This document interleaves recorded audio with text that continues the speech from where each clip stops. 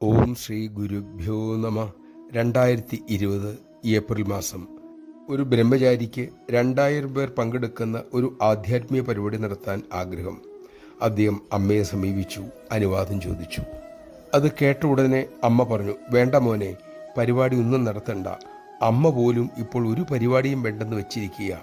ഈ സംഭവം കഴിഞ്ഞ് 2-3 ആഴ്ച കഴിഞ്ഞപ്പോഴേക്കും ലോകം മുഴുവനും കൊറോണ മഹാമാരി മൂലം ലോക്ക്ഡൗണിലായി. അപ്പോൾ ബ്രഹ്മചാരി ചിന്തിച്ചു, ആ പരിപാടിയുമായി മുന്നോട്ട് പോയിരുന്നു എങ്കിൽ, അഡ്വാൻസ് കൊടുത്തിരുന്നുവെങ്കിൽ. ഹാവൂ, അമ്മ തുണച്ചു.